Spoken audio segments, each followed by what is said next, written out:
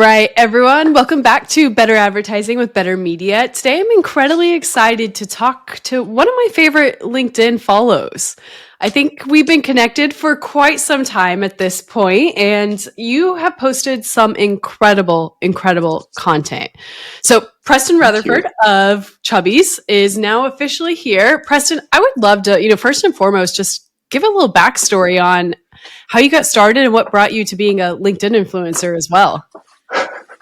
Yeah, keyboard warrior. So, quick background. I'll try to keep it brief, but lucky enough to be a co-founder of a men's lifestyle apparel brand called Chubbies. We started it back in 2011, and crazy journey, like ups, downs, the whole entrepreneurial journey, as I'm sure you know about, and a lot of your listeners probably know about. And then the general idea of Chubbies, right, is to just kind of like bring fun and irreverence and levity and a little bit of like a retro vibe to, I don't know what you want to call it, fun lifestyle clothing. Started with more of like a shorts focus and shorts and swim trunks and stuff you'd wear on vacation, but over time, right, it broadens and evolves, which is amazing to see.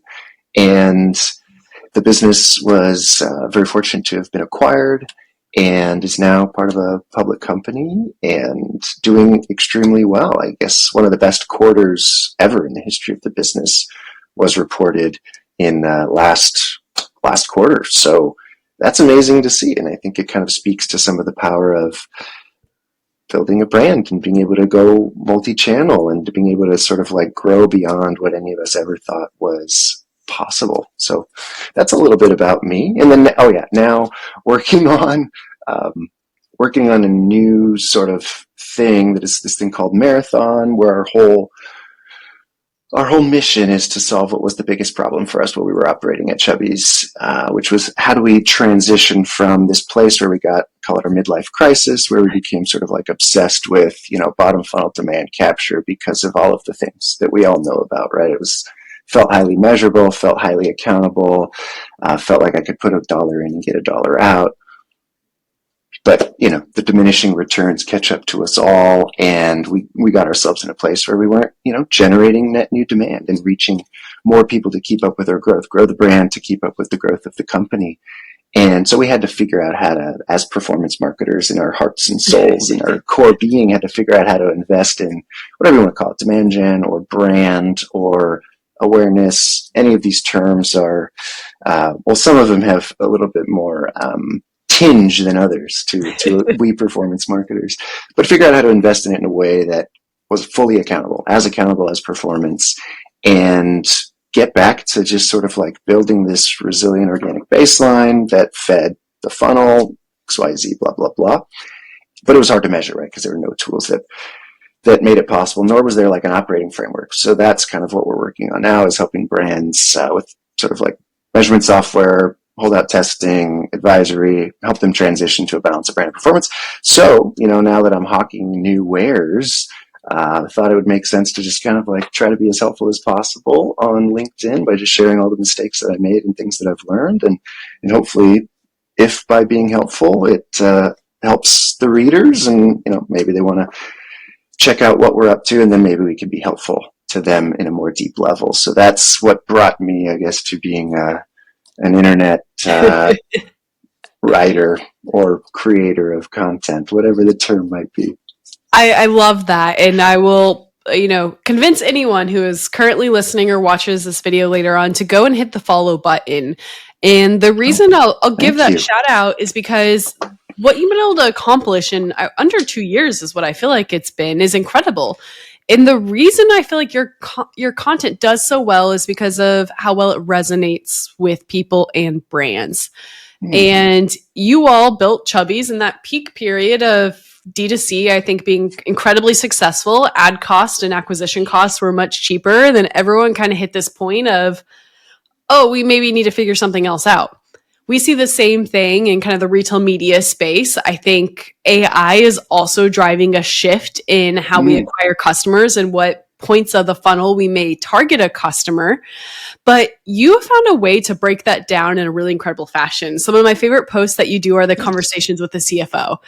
And it's really, dealing with that problem that I am trying to deal with every single day. And it's like a brand saying, I want a $20 ROAS, but I also want incredible growth in the category. And, the CEO is putting that pressure. And you break it down in a way that I think makes it digestible for brands, which is the first step. The second step is then I think the implementation and the execution of that.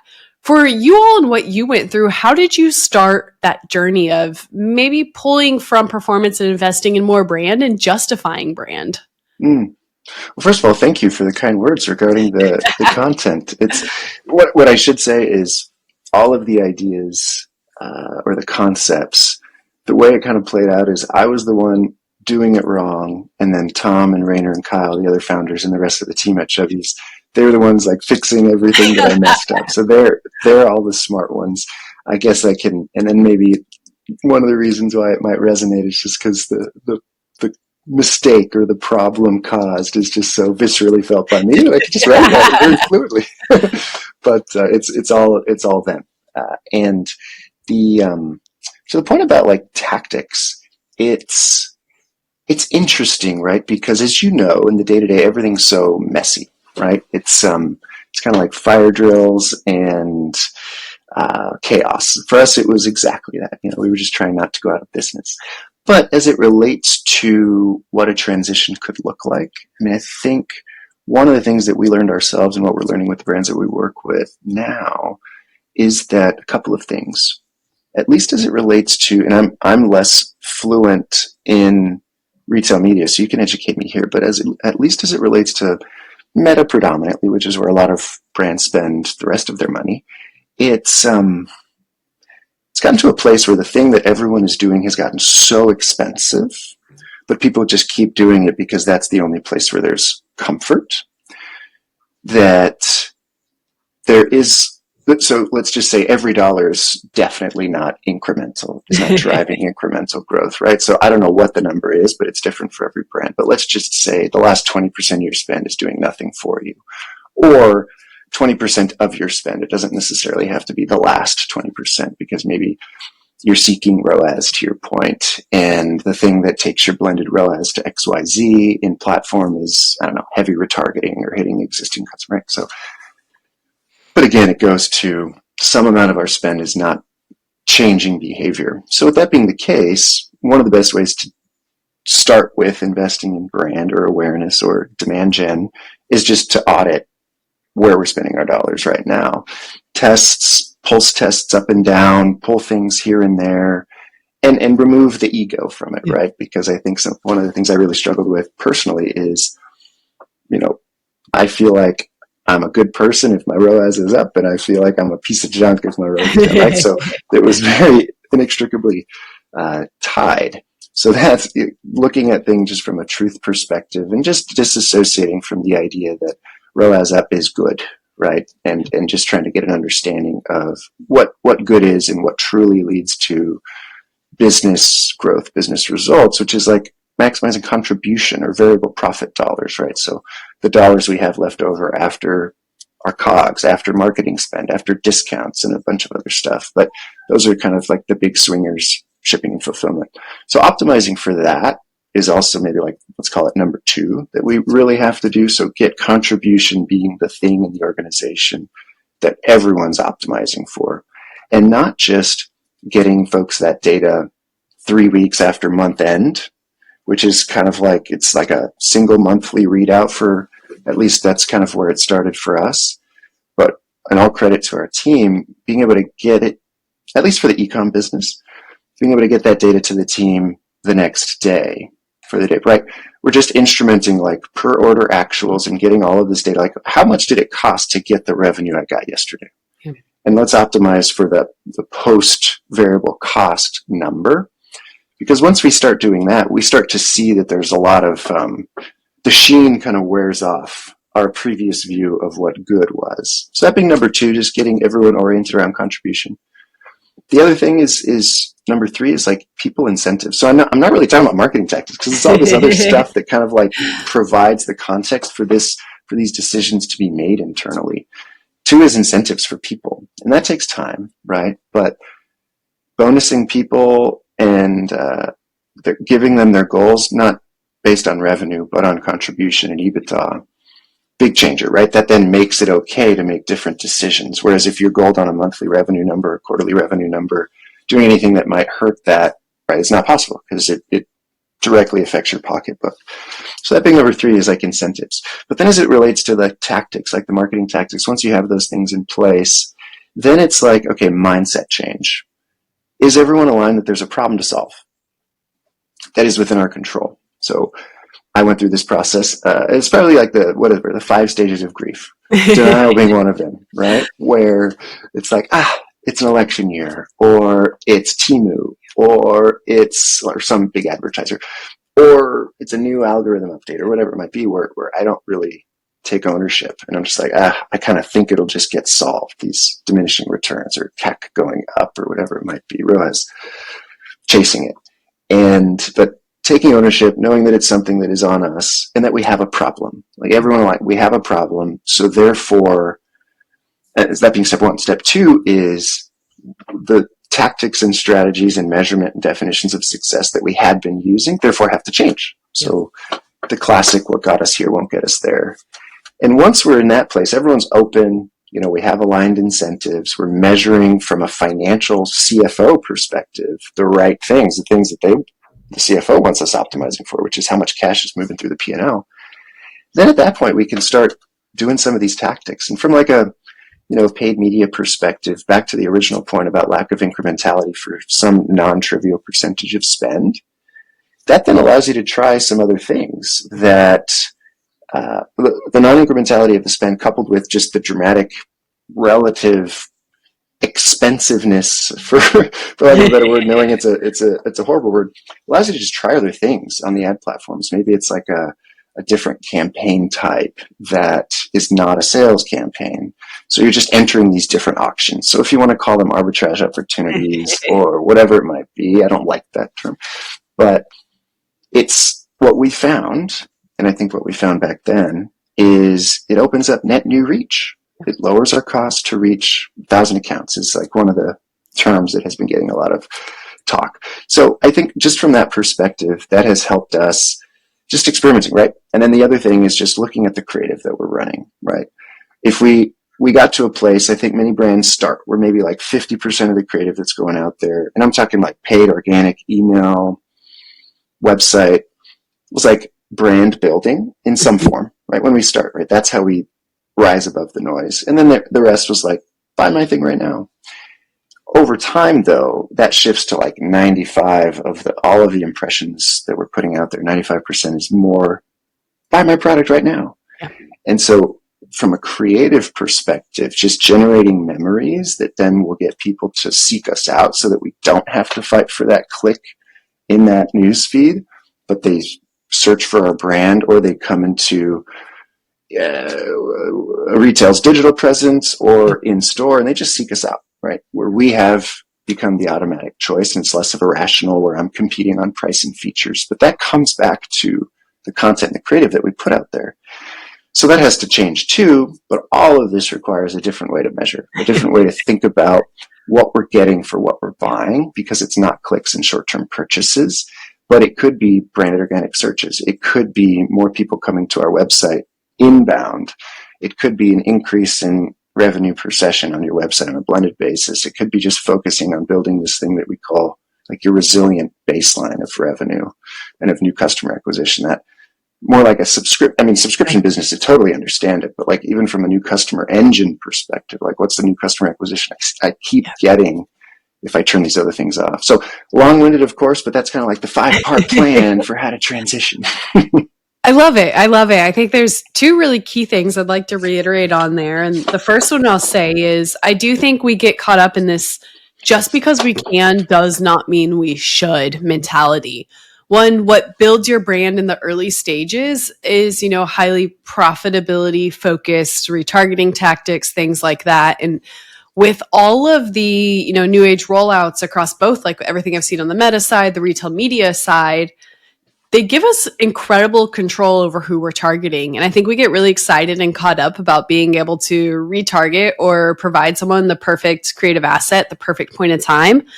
But at the end of the day, we're not creating a larger or net new pool of customers. So even though the return looks incredible, sometimes we have to go back to the baseline. Like, we're too busy being advertisers that sometimes we forget to be marketers. I think we forget to say, who's our end customer? And are we disrupting their day and driving that loyalty? And that can be difficult because as advertisers, we want to hit them at the perfect point of time. We want to hit an incredible ROAS, incredible conversion rate, but we forget to drive that disruption, that awareness that I think a lot of people who have built the most successful brands have really leaned into. The second thing I think it's really important that you called out is the creative and the awareness side as its own standalone point. Because I think with the direction we are seeing the retail media platforms go and AI go, we, I think, all have a chat GPT that knows way too much about us because people started uploading screenshots of their relationships and, giving it all of this context that it shouldn't have. I can now go to my chat GPT and say, hey, I'm looking to buy new shoes. And my chat GPT knows my athleticism, my diet, my familial style, and that I'm a fan of Nikes. And it's going to give me Nikes. And I think this is important because we've seen the shift in the last 6 years where performance marketing became so heavy because it had such a strong return and we were able to target customers. But now I think we're kind of going to see a shift back to brand because you have to have that initial disruption. You have to have that TV ad or XYZ ad to drive the education. Because if you wait for someone to type into chat, what product do they want? Chat's going to give them a very small selection. The discoverability is not there anymore. So you need to drive that awareness traditionally in order to convince your customer to then go to chat or XYZ and type in your brand name, or else you're going to lose that customer. What are your thoughts about the future of the industry in that regard? That's awesome. I love that. Good point. And if you just think about, I think when we have these conversations about brand and to bring it back to our actual actions as humans ourselves, like how do we shop? If we go through our credit card statement and we just reflect on the journey to that purchase and that. No, thank you. It's well, I know, but it's like the thing that gets even the CFO to be like, okay, I see that's important. Where it's kind of like this notion of shortcuts, right? Like, why did I purchase that thing from that brand or from that whatever? It's like, objectively, was it the lowest price? Objectively, did it have the best features? Objectively, did I go through this deep analysis where I created a spreadsheet of pros and cons and I did blah, blah? No. It's because I use shortcuts. And that's the thing, like to your point, where when we then go into these new ways of acquiring information, we're using shortcuts. Like, we're not going to go through this whole, like when you prompt it, it'll be like what's the best pair of shoes? And in the same way that like Google, whatever, was built on backlinks as the proxy for reputation and quality, is similar, obviously similar process. It's just predicting the next token, right? So it's like, what are you predicting based off of, right? Probabilities and things like that. But it's based on shortcuts, right? There's it's the same. Like everything changes, but nothing changes, I guess is my point, right? Where to the extent we can do the things that keep our brand as the shortcut for more and more people, right? And then you're like, well, how do you measure that? Well, obviously, search volume is one of them. If you're on Amazon, right, you can look at your brand search volume. Like, how is that trending? What's happening? How is that as a percentage of your overall revenue on the platform? And it's what's your retail sell-through at reg price? Like, it's all these sort of things that you can, they're lagging, but it kind of gives you a directional read. Another interesting stat that I heard was that, like AI mode on Google is like killing clicks. Yeah. And, but it's having the opposite impact, at least from this study, this data set, right? Blah, blah, blah. Disclaimer. It's having the opposite effect on branded searches, where the proclivity to then ultimately go from search to click on a branded term is actually going up, whereas it's dramatic. Now, why? I don't totally know. Maybe it's because more people are getting used to not seeing the links because of AI mode filling the top. But just that general idea of like the power of having search. And again, I know search is changing and it's going more in ChatGPT, but it's the same thing. Like to have you enter the word Nike or enter the word Chubbies or enter the word whatever into that text field where you're conveying intent, where you've like become the shortcut that is a part of that desire, is like that much more important, right? In this era of AI. And I know some people have been like, brand is dead, and brand's dead, and like, right, because you can like, was it Scott Galloway talks about like AI is like weapon of mass diligence or something like that. I love his sayings; they're really good, and he's a branding agency guy, so I mean, he's just good at what he does to get people to talk. He's doing the thing, but just from that data that I referenced, just this general idea of like a shortcut is becoming on a relative basis and an objective, like nominal basis, that much more valuable. Like if your brand can be a part of that search, it's like going like this. It's like massive departure. So it's like, God, that's to your point, a return to brand. Yeah. I mean, it's becoming all that much more important as everything else becomes commoditized away.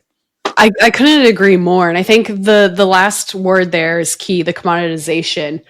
That is why Amazon's driven the shift, in my opinion. As you said, you go to Amazon, you type in water bottle. You now see 50 different water bottles. What are the main levers people search by? The main image, the price point, and the reviews. If you did not stand out prior to that search being made, a customer is going to vet you against everyone else on those three factors. No one wants to be the lowest price. I think that's a never-ending battle. Everyone's kind of averaging out on the review side. Amazon has strict guidelines on your main image. So if you can drive that education awareness prior to the search being made, which is what Preston, I think, is saying here, it's the more agentic approach. It's the shortcut. But in order to drive that shortcut, you have to be in your customer's mind before they decide they are ready to make the search. And AI is doing the same thing when it comes to, ChatGPT and the commercialization, things along those lines. If you wait for the search to be made, you better hope they're using brand, or else your opportunity to then get in front of them, because as we all know, the digital shelf's not unlimited, the retail shelf's not unlimited, and I don't think the AI search is going to be either. And I think that drives a really strong opportunity, I think, to lean into brand a little bit earlier on than I think what everyone else is doing. And the brands that we have seen be successful, the Chubbies, the Dude Wipes, the Liquid Deaths, the Elf Cosmetics, they're all the disruptor brands that have leaned in heavy when, everyone else was maybe trying to focus a little bit more on the performance marketing side. Totally. Yeah. Well, very well said. And like for all of them, those are all great examples, right? I mean, they're just doing things that earn our attention. Like they're adding value to my life, all of them. They're doing something that I'm like, that's great. You know? And I think it's how do I put that in a spreadsheet? I'm sure there's a way, but Sean talks about my main measure of success. He says impressions and stuff, but he said in another talk, he talked about my main measure of success of something that we did is if I got texts from a friend, because they're the truest barometer. If they text you, take time out of their day to say that was awesome. And so there's like this idea from like, let's hold ourselves to a higher standard in terms of the things that we do. Like, are we net adding value to people's lives with the things that we do, whether it's content, events, our product, how we talk about it? Like, is it just earning that, or are we just kind of like sucking the juice out of whatever's there? I guess it always comes back to that, so I'm not saying anything. I guess it's not obvious, but just the general idea, like when was the last time you as a brand had someone text you about how awesome something was that you did, an email, an ad, a video, whatever?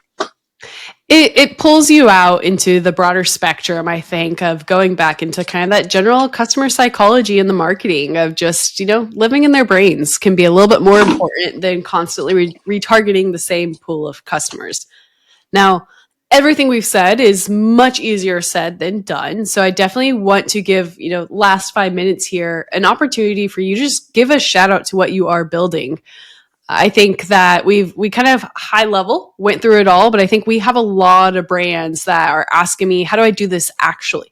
What are the steps that I can take? And I think you're working to solve that problem. So I'd love to hear a little bit more about what that looks like and any advice that you could give the brands that are listening in. Yeah, I mean, absolutely. Thank you. So yeah, the high level with Marathon, we're kind of setting out to help in whatever way we can, right? With software, with testing, with advisory, with creative for some brands. But it mostly starts with the software. Right? How do I even think about measuring top of funnel? How do I think about measuring this brand stuff? Awareness building, brand building, whatever term it is. But just how do I measure the stuff that I know is so valuable and doing all the things we just discussed, but that doesn't drive that short-term click and purchase necessarily? It doesn't mean it doesn't drive short-term revenue. And I think that's an important distinction to make. It could just be driving someone to come directly to your site and buy, or search your brand and buy, as we were just discussing. So how do we think about measuring that in a way where it just feels apples to apples like my performance marketing measurement? Fundamentally, it's a prediction, right? So that's why you have to validate everything with testing. But the general idea being there's a way to do it. We kind of scratched the surface a little bit while we were operating at Chubbies, and it was very transformational for us in taking us from like this performance obsessed, seeing this in our line to kind of getting back to the growth that we thought was possible and far more profitably. Where, iOS 14 impacted us far less than other brands because the vast majority of our new customer acquisition was coming through owned and organic, people searching for a brand or coming direct to the site, which is what every brand wants, right? That's truly where like the cash generation comes, the accumulating advantages come. So it's largely a measurement problem. It's largely like a methodology problem. So we intend to help brands with that. So the website is just marathondataco.com, or just follow me on LinkedIn and give my posts thumbs down and whatever you want to do. But yeah, generally it's like a lot of people are dealing with this stuff, right? Because we graduate to these problems. They're like good problems to have because you've gotten to a place where you feel this need. But then it just requires like a new way of thinking, new way of operating, and not many brands have been able to successfully navigate that transition in a way where then for the next 10, 20 years they're growing and maintaining that growth and maintaining that profit growth. So hopefully, just given that I was blessed to be around folks way smarter than me, can help share those lessons and then translate it into a product that people can use. I love it. And I love that you mentioned, you have to change the thinking first. The methodology has to be aligned, and then you could start focusing on the execution and the reporting, which is going to help you then drive further buy-in and further investment. Exactly. Yes. Well said. Amazing. Well, it's been absolutely incredible having you on. Thank you again so much for your time. Everyone, please go give a like, give a comment on Preston's stuff. He's doing incredible work and more people need to see his content. So thank you so much for hopping on. Thank you. This was a pleasure. I'm grateful to have been a part of it. It was awesome. All right. Bye, guys.